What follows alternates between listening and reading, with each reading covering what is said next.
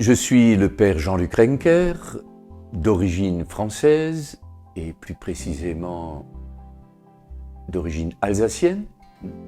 Je fais partie de la congrégation des Pères du Saint-Esprit, dont faisait partie notre illustre ancêtre, le père Jacques-Désiré Laval. Je suis venu la première fois à Maurice dans le cadre de la coopération militaire en 1975. Pendant ces 2 années de coopération, j'ai surtout pu collaborer avec l'action familiale. J'ai eu l'occasion de faire de la catéchèse et j'ai surtout eu l'occasion, le temps de vadrouiller à travers Maurice parce que j'avais très vite compris que dans cette île Maurice, il se vivait beaucoup de choses passionnantes à travers ces différentes cultures et ces différentes religions. Je reviendrai à Maurice en 1984 en tant que prêtre. Et bien sûr, dans mon esprit, c'était clair que je n'allais pas pouvoir vivre ce ministère de prêtre sans quelque part et très vite vivre quelque chose au contact de mes frères hindous, musulmans, bouddhistes, confucianistes, taoïstes et bien sûr un monde aussi que j'aurai à découvrir au fil des ans au contact bien sûr de mes frères et sœurs créoles. J'ai eu l'occasion de desservir plusieurs paroisses, tout en collaborant dès le début, dès l'année 1987, avec le centre d'accueil interreligieux de Pontpralin.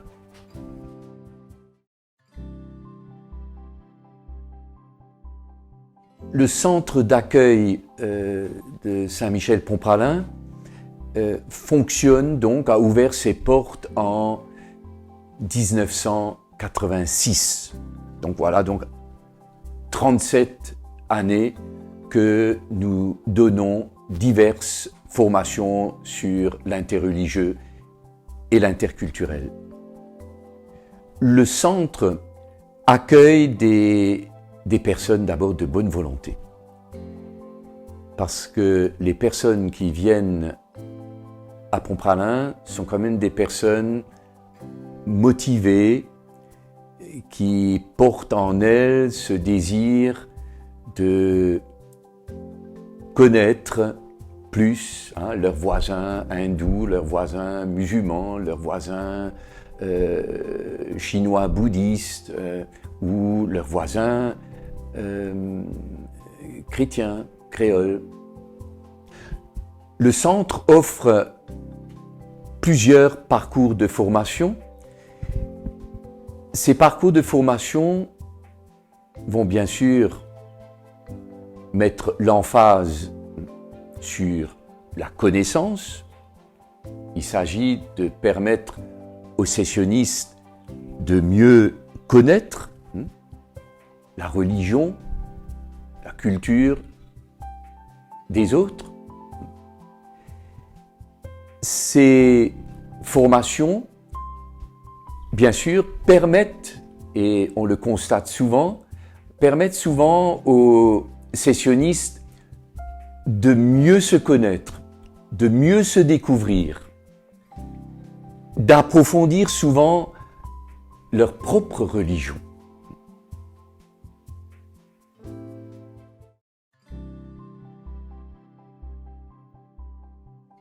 Le parcours A est une initiation aux grandes religions de Maurice.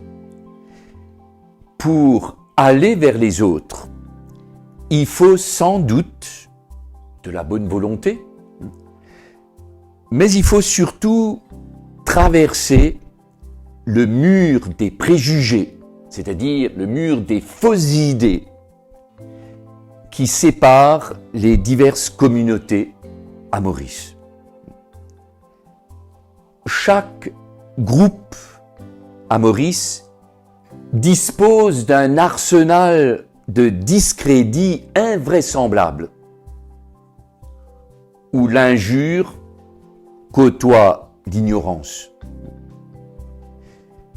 Il ne suffit donc pas, dans le trajet de formation, d'accumuler un savoir sur l'autre, mais de débusquer les préjugés qui nous habitent et de nous habituer à écouter l'autre nous dire ce qui fait vraiment sa vie. Pour cela, il faut du temps et un gros travail de vérité. C'est pourquoi nous avons opté pour des sessions résidentielles qui permettent de ne pas en rester au savoir.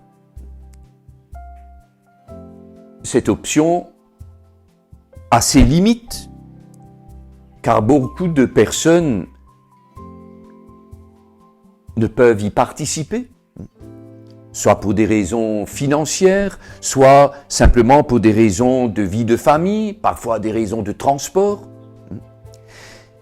Mais il me semble qu'il nous faut garder impérativement cette option, spécialement pour ceux qui veulent vraiment s'engager à fond dans cette voie. Quitte à trouver en complément des formules plus courtes, qui seront nécessairement plus superficielles, même si elles ne manqueront pas d'intérêt. Délocaliser, par exemple, des sessions, aller dans des paroisses, aller dans divers lieux pour donner ces formations.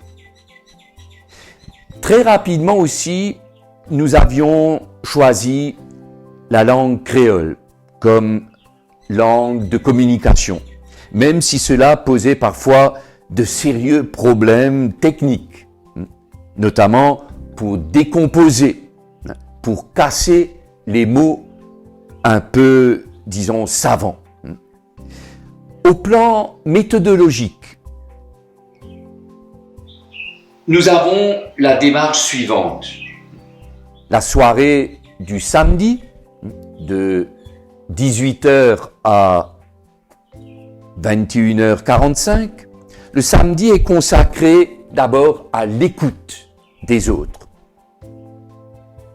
Ainsi, pour les 3 week-ends consacrés à l'hindouisme, par exemple, nous invitions soit un pandit, un swami, soit des mouvements plus typés comme les Brahmakumaris ou Sai Baba, soit des spécialistes du yoga. Chaque groupe disposait de tout le temps qu'il voulait et la soirée s'achevait par l'inévitable exercice des questions. Les sessionnistes peuvent prendre tout leur temps pour entrer finalement dans un début de dialogue avec les intervenants. Le lendemain, nous essayons de voir qu'est-ce que le groupe des sessionnistes a compris. Et avec nos termes à nous, nous donnons un complément d'information.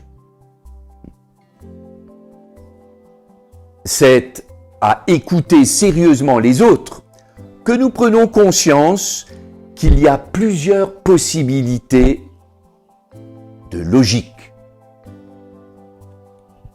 Le travail en groupe, en carrefour, permet également de décrypter certains préjugés, de débusquer certains préjugés.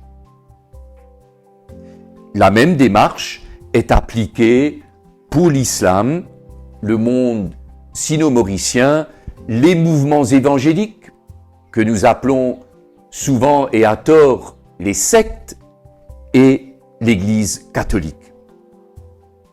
Dans ce dernier cas, nous invitons parfois un prêtre pour nous présenter l'histoire de l'Église à Maurice. Voilà un petit peu ce qu'on peut dire pour le parcours A.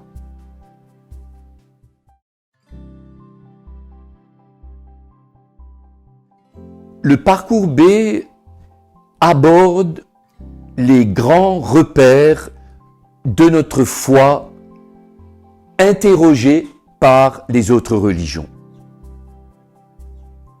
En fait, ce parcours B est une catéchèse en dialogue avec les autres religions. C'est un parcours, contrairement au parcours A qui se décline sur une année à raison de une session par mois, ce parcours B se décline sur 2 années à raison d'une session par mois. Très rapidement, dans cette première expérience que fut le parcours A, nous nous sommes rendus compte que les croyants chrétiens étaient parfois désorientés, perdus dans leur propre foi. C'est pourquoi nous avons lancé ce second parcours où nous reprenions les grands thèmes de notre foi pour mieux percevoir l'originalité de notre propre foi. Mais nous utilisions la même méthode, et ceci pas simplement pour un intérêt comparatif, mais parce que nous nous sommes rendus compte que dans le quotidien, il y a des interactions entre les diverses expressions croyantes. C'est pas étonnant que tous les Mauriciens, ou presque, se reconnaissent dans des formules de ce genre. Après tout ça là, même bon Dieu. Aujourd'hui, on parle volontiers de fusion au plan culturel. Cette fusion existe depuis longtemps au plan religieux.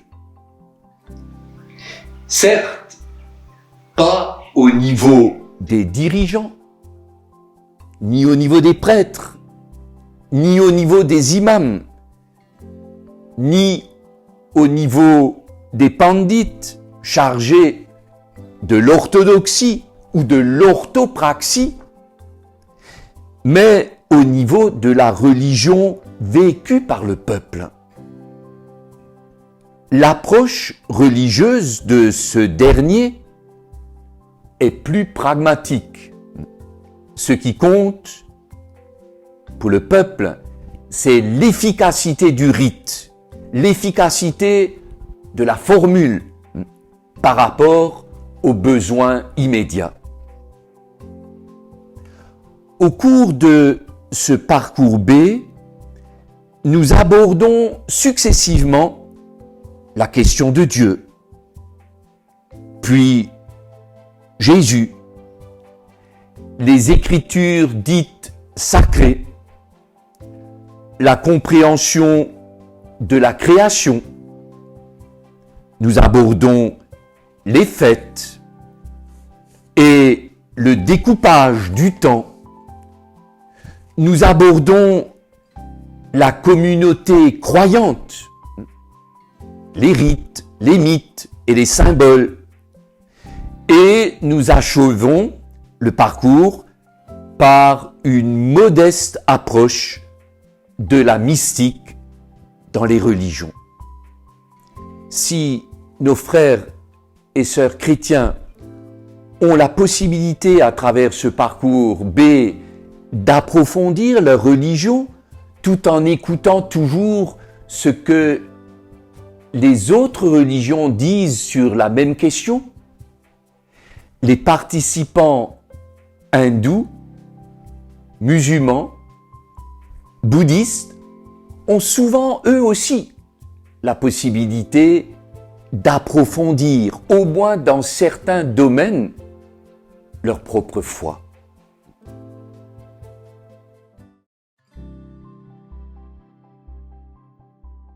Troisième parcours auquel nous tenons beaucoup dans notre centre, c'est le parcours C, la religion populaire et les religions de la nuit.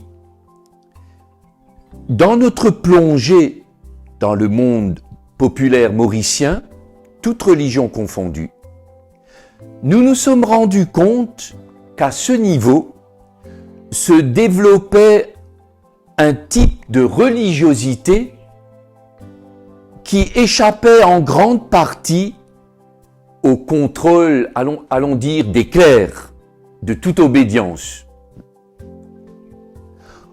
Au plan chrétien, nous pensions dans un premier temps qu'il s'agissait de la forme populaire du catholicisme qui mettait l'accent sur la dévotion. Très rapidement, nous nous sommes rendus compte que cette approche ne rendait pas vraiment raison de ce que vivaient les personnes. Alors, il était difficile de comprendre le peu de place qu'occupait le Christ dans cet ensemble dévotionnel. L'Esprit Saint joue un rôle étrange qui ne paraît pas lié à ce que nous dit la foi officielle. Marie a une place privilégiée, mais sous des figures très très diverses qui paraissent difficiles à unifier. La demande du baptême, pour beaucoup, répondait surtout à un souci d'appartenance à un groupe sociologique, qui permet de se différencier, j'allais dire, des engarnins.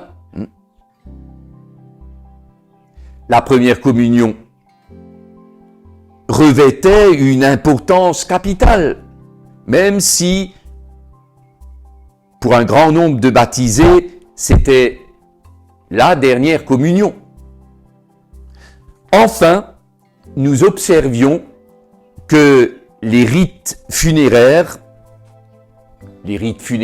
parallèles, ne portaient pas la marque d'une foi en la résurrection des morts, mais avaient pour objectif d'aider les défunts à partir, à laisser les vivants poursuivre la vie tranquillement sans qu'ils viennent les embêter. Pour faire bref, en essayant de comprendre la vie des gens, nous avons découvert qu'ils se référaient à un ensemble de pratiques et de croyances qui avaient une cohérence propre et qu'il nous fallait respecter au même titre que les religions qui ont pignon sur rue. C'est cela qui nous a conduits, il y a maintenant environ 35 années, à proposer ce parcours C. Nous avions compris aussi que cela ne pouvait nous laisser indifférents dans notre activité missionnaire. Comment annoncer la bonne nouvelle de Jésus, le Christ, à un monde qui vit de dévotion et de la peur du diable et des mauvais esprits. Ce questionnement a été repris ultérieurement, notamment dans le cadre d'une vaste enquête anthropologique. Mais dans l'immédiat, cela ne semble pas trop marquer ni nos prédications, ni nos catéchèses. Pourtant, l'enjeu est de taille pour la communication croyante. Et ne pas en tenir compte, c'est rater une bonne partie de l'activité évangélisatrice.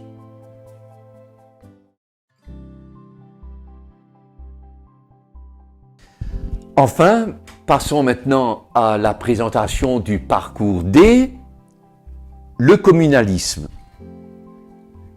Alors, le mot communalisme est un terme proprement mauricien, qui peut donner le change, puisque le mot renvoie à ce qui est commun ou communautaire, mais signifie en fait un dangereux repliement sur la communauté ethnique, culturelle ou religieuse. Autrement dit, parler de communalisme, c'est quasiment parler de racisme.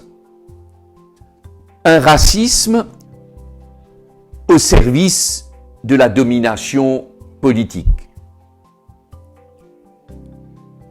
Le communalisme n'est pas à proprement parler thématisé, mais c'est une sorte d'idéologie pratique et pratiquée. C'est une idéologie pratique et pratiquée. Le communalisme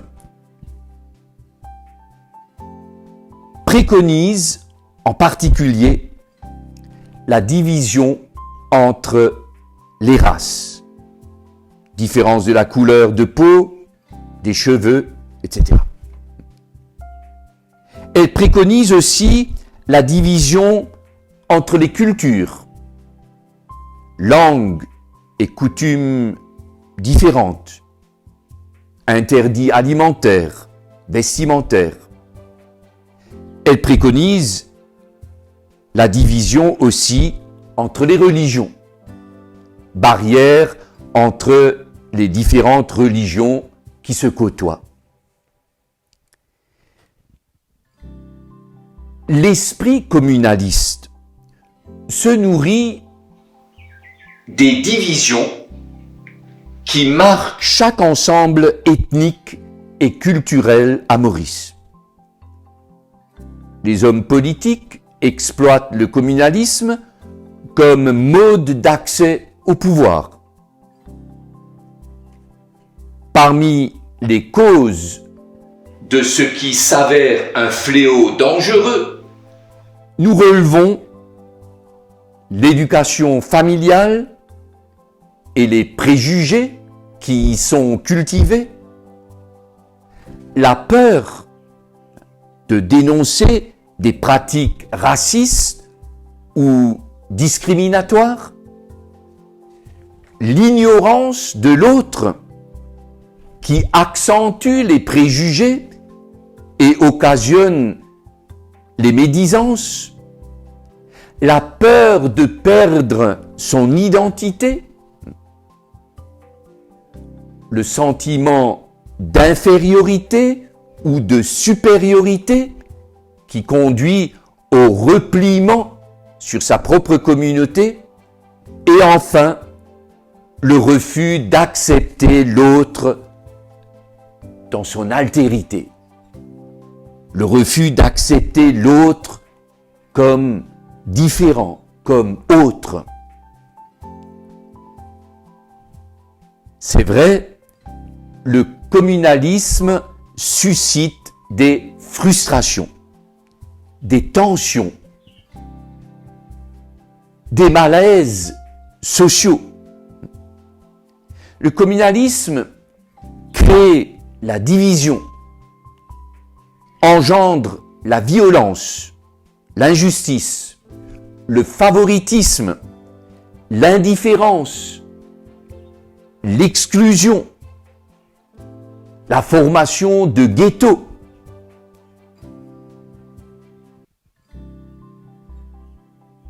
Le communalisme favorise l'intolérance, le non-respect de l'autre. Il s'appuie sur l'incompréhension et le refus du dialogue.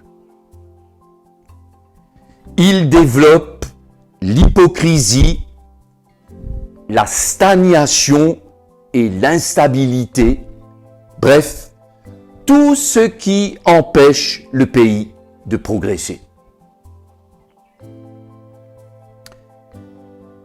55 ans après l'indépendance, nous vivons plus que jamais dans un climat d'insécurité et d'instabilité. L'harmonie sociale est un rêve pieux. Les discours sur Maurice Arc-en-Ciel ont un goût amer. L'avenir semble décisivement bouché. Mais peut-on en rester à ces perspectives, j'allais dire, désespérées?